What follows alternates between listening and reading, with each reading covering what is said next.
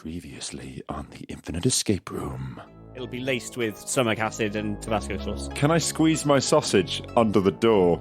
If I was in that gentleman's position, I would be at a sprint at this point. Do I vomit up a key, perhaps? Come and see here, little dashwood.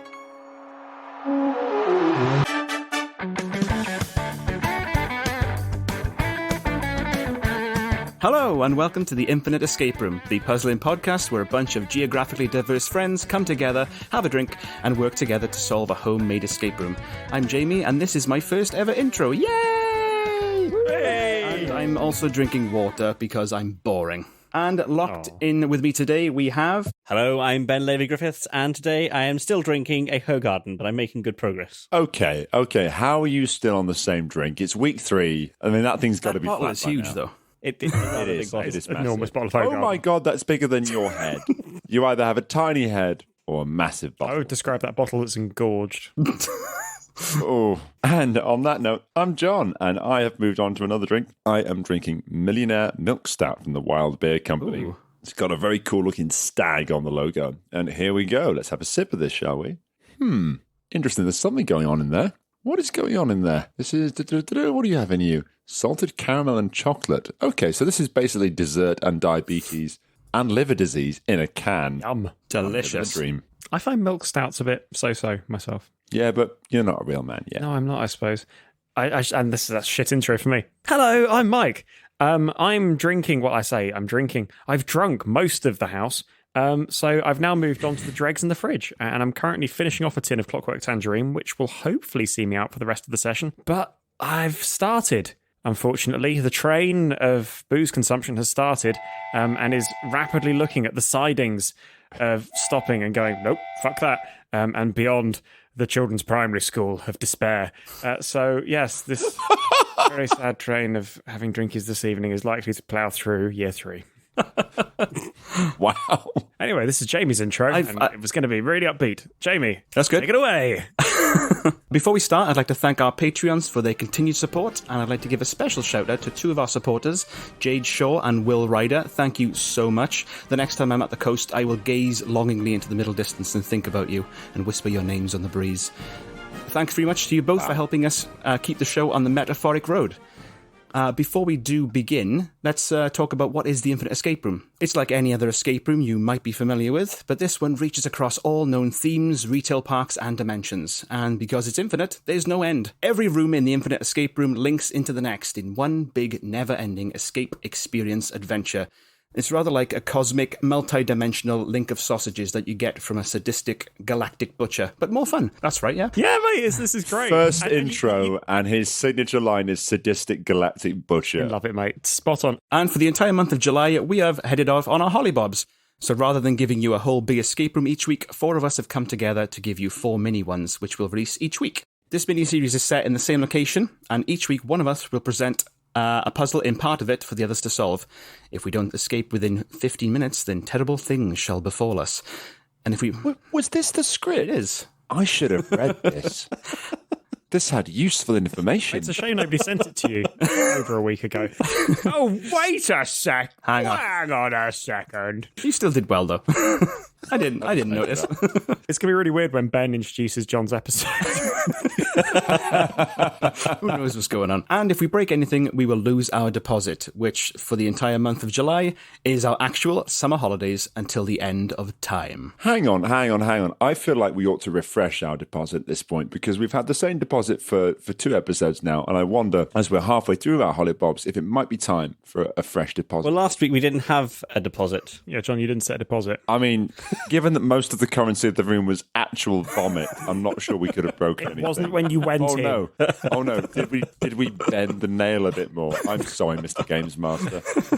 I'll give you some money for that. I wonder if a fresh deposit might be befitting. Yes. I don't know what we might choose. Negative COVID tests. A negative COVID test. A negative COVID test at a crucial moment. Ooh. Why, certainly, Sandra Bullock. I will have relations with you. Let me just get my negative COVID. Oh, shit. It's gone. No. No, Sandra Bullock, please. The house hasn't. Please come back. Yeah, I think a new deposit would. I'll give that a go. And if we break anything, we will lose our deposit, which this week is our ability to walk through customs without being randomly selected for a cavity search by the TSA. Well, okay, so Mike has definitely fucked this one because he admitted to committing international travelling fraud, or whatever that is, on the last episode. So You're first for the cavity search. Please don't give me any cavity search. My cavities are secret already. So, gentlemen, are we ready? Yay! Yes. we are ready. Then let's enter the Infinite Escape Room. So previously, in our holiday mini-series, we had taken a first-class flight to a warm, sunny land. After finding out we couldn't get into the hotel, we walked to the beach and apparently insulted a local who locked us in his beach hut. There are 4 whimsical padlocks locking the doors, and we've no idea how the local managed to lock them from the outside. Already, we've managed to shut off the gas, saving us from certain death, and thanks to some cleverly placed vomit, we have the sick key. And around the hut, we still have a ship in a bottle and a picnic hamper. Where should we go next? Picnic hamper. I think it's time for some genuine lightness. We've had 2 very, very bleak puzzles. And I know, because I know who created this puzzle, that it can only be full of lightness, charming things, and hateful puns. It's going to have a bear trap. Take it away, oh mystery puzzle creator. And this is my puzzle. So you walk over to the picnic hamper, and it is a rather large picnic hamper. This thing is huge, and it is made of wicker. What would you like to do? Make a man. Put Nicolas Cage inside it. Yes. Fill it with bees. And then burn it. Wicker? No, she came of her own accord. Okay. Oh dear. Okay, open up the hamper, I guess. Can we open it? Excellent, yes. You open up the hamper and you see a lot of things. You see lots of food, in fact. Should I write this down? On top of the food, you do see a receipt. Would you like to look at the receipt? Yes, please. Yes, please, Benjamin. Yes, I give shall us the place receipt. it into the chat, and it will be in the show notes. Oh my god. So, ladies and gentlemen, Ben has, in true Ben Lavery Griffiths fashion, created a real receipt with the correct font, a company logo, the barcode at the bottom, and rather charmingly for the Infinite Escape Room, he has signed the cashier's name as Merle. It's nice to hear from him again. Okay, can I whiz through the receipt real quick for the listeners? So Sure. There'll be a copy in the show notes, I'm sure. But we have 2 apples, 6 avocados, 2 bacon, 2 bagels, 4 baguettes, 2 bananas, 4 butter, 2 cheese, chicken drumsticks. No, 2 cheese, 10 chicken drumsticks, 3 cookies, 6 corn on the cobs, 2 cucumbers, 4 cupcakes, 5 falafel, 3 flatbreads, 3 juice cartons, 2 lettuce, 1 watermelon, 2 orange, 2 pears, 3 pie, 4 pizzas, 2 salad, 11 steaks. This is definitely not Ben's shopping list. And 3 strawberries. To a net total of £163.30. Okay, so my immediate thought on reading this is pie. The ingredients of the said pie are not described. Like, 3 pie. whoever buys just pie without wondering What flavour is it? Oh, mate. Pie flavour. I don't think you order by receipt. I think you look at it and make some judgment. It's like Frey Bentos. They just change the label. They don't change the filling. They just change the label. What kind of freaks me out is that almost everything is in alphabetical order except for the watermelon. I just sort of snuck in between the lettuces. Just fuck it. This is what I was going to say. Originally, watermelon was just melon, but then I decided to clarify it with watermelon, but I forgot to put it in the correct order on the receipt. So there is nothing there apart from my own accidentalness. So move as a cashier with OCD that's having a really bad day now. It's like, shit. Okay, so we have obviously are all these items present in the hamper? They do appear to be. Would you like to go through the hamper? Yes, please. Yes. Okay. Are there going to be 17,000 moving parts to this? Ben? So you go through the hamper, and yes, indeed, along with the receipt, you do find all of the items on the receipt, along with a few more items. You find 3 flasks, 6 mugs, and you also find a pack of 10 hand warmers. So is that hand warmers or ham warmers? Hand warmers. Okay. 3 flasks, hand warmers, and 6 mugs. Can we open up the flasks and get a sniff and see what's inside? You can open up 2 of the flasks. One flask appears to have cold tea in. The other flask appears to have cold coffee in. The third and final flask is a little bit different to what you might have seen before. There's a picture of the top of it in the show notes and therefore the chat. Now, normally with flasks, there's a little bit that you press in the middle of it and a bit pops up and you can pour liquid out. This, you know those little plugs you can get when you go on holiday and you plug your light into them and there's those little pegs that you push in to set the times. This flask appears to have those kind of little pegs around the outside. Yep. There are 60 of them. To clarify, is this to describe for the listeners, if anyone has been lived in the UK and had really old central heating, you know that rotary wheel you'd have where you'd set the hours of the day that the central heating would run and you'd put the pins around the rim of it either in or out depending on whether you wanted the heat to be on for that time of day, and then the rotary wheel slowly turns as the day turns and thus you time your heating. It looks like one of those, but in the middle of it, instead of like this heater, any switches, there is the word flask, insert combination to open, flask, etc.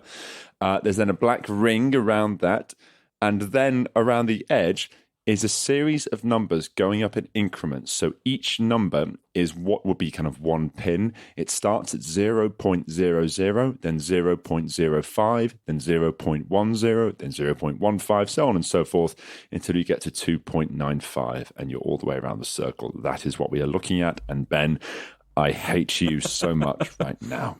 This is going to be about maths, isn't it?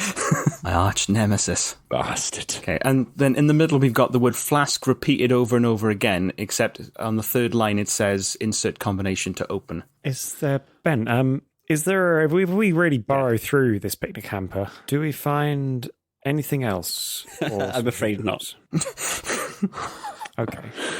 Okay, so I'm looking at the prices of the items on the receipt, and most of them do match what some of the numbers on the combination. So, for instance, apples are £1.40, and you can indeed find 1.4 on the rotary lock.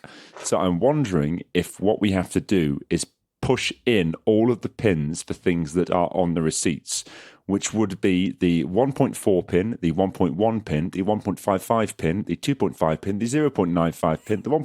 Oh, no, we've already got the 1.5 pin, the 2.2 pin, the 2.25 pin, the 1.35 pin, the 1.6 pin, the 0.45 pin, the 2 pin, the 1.85 pin, and so on and so forth. Keep going, John. Don't stop now. I'm nearly there. The answer, Ben, please. Sorry, so just to clarify, when you're getting to a duplicate, are you pulling it back out again?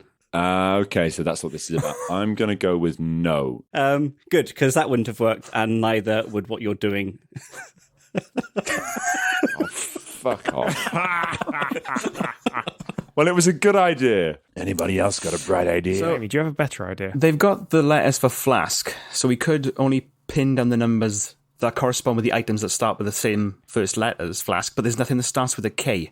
And we have avocado and apple, which is both A. We've got a couple of Fs, an L, a couple of As, a couple of S's, but no Ks, just a bunch of Cs. That feels like a reach. Yeah. I don't think it's that. It doesn't seem right. I'm kind of with you on that, but then Clautermelon? I'm noticing at the bottom, it says remaining balance, 0.70. Ben, could we just punch in the 0.7 number and then see if it opens? You can do. I hadn't spotted that, and therefore it doesn't work. Excellent. Excellent.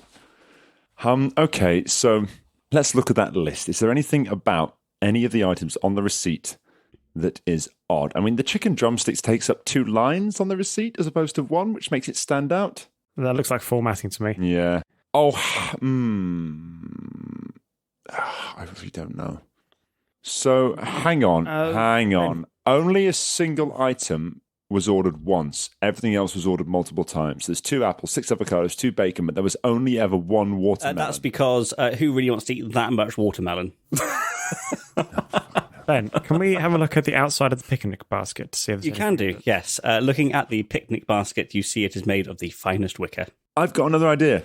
So on the right-hand side of the receipt, next to the prices, there There's a letter N next to some of them. Now, is that to do with like the level of VAT that each item attracts? It was roughly, if I remember rightly, something that I guessed wouldn't be VAT applicable. And the plus next to the avocado is because millennials love them, they'd be taxed extra. Full immersion. Wow. Tax the poor the most. You awful piece of work.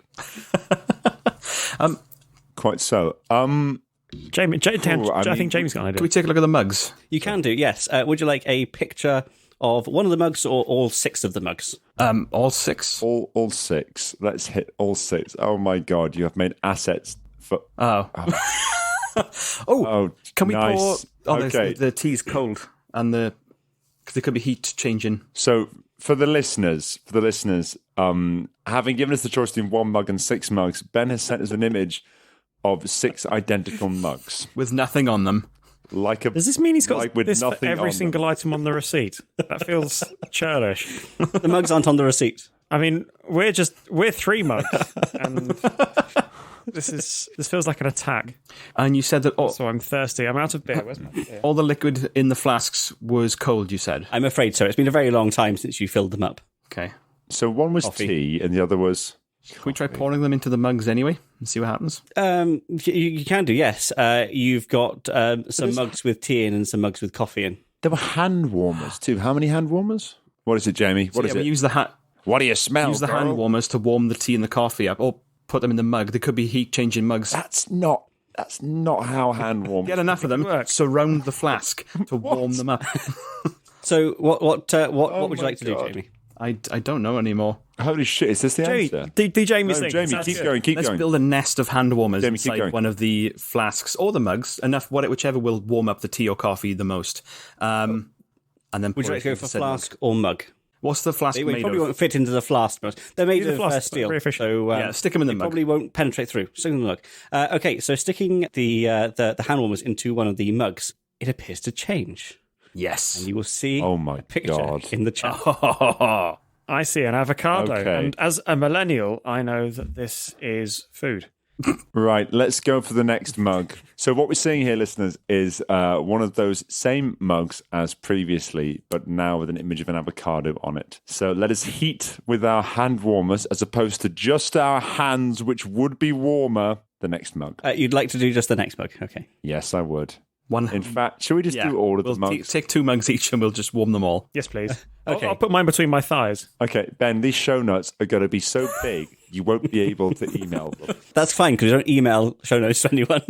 This is true. This is true. Okay, So is it just avocados and bagels? so you're putting them on the mug? into all the mugs, and I will just send you a picture of all of the mugs. Can I set the description of this one? Okay, so the mugs have all now changed due to the warmth of our hand warmers, hands, and thighs, respectively. We have one that has an avocado on it, with a heat change, I think, has showed an avocado. Another which has shown a delicious bagel with what appears to be some cream cheese on it. Another that shows some lovely frosted cupcake.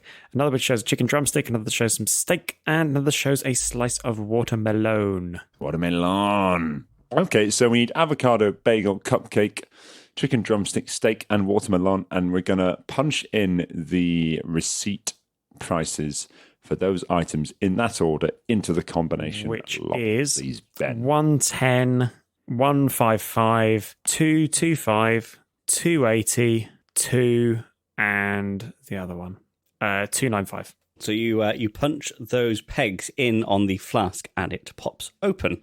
Hurrah! Inside the flask, you find a sort of a fermented milk drink. It's almost like a very thin yogurt.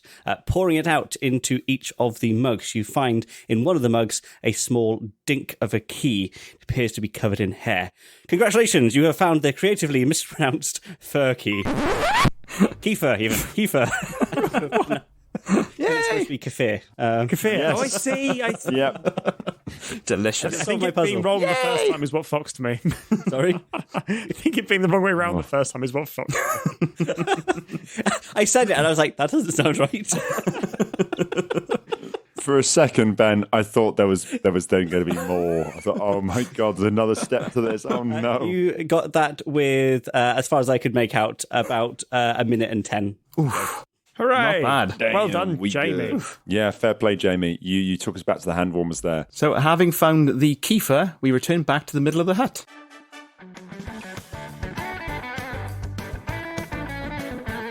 Thanks very much for listening. You can just subscribe to us on all your favourite apps, feeds, iTunes, and musical pigeons. You can also find us on our website, www.theinfiniteescaperoom.com. And you can follow us and get in touch via Facebook and Twitter at @tier_podcast.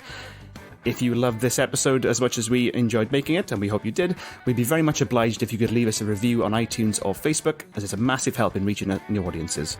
And as mentioned, we are also on Patreon. So if you'd like to support the show, head on over to patreon.com/theinfiniteescaperoom.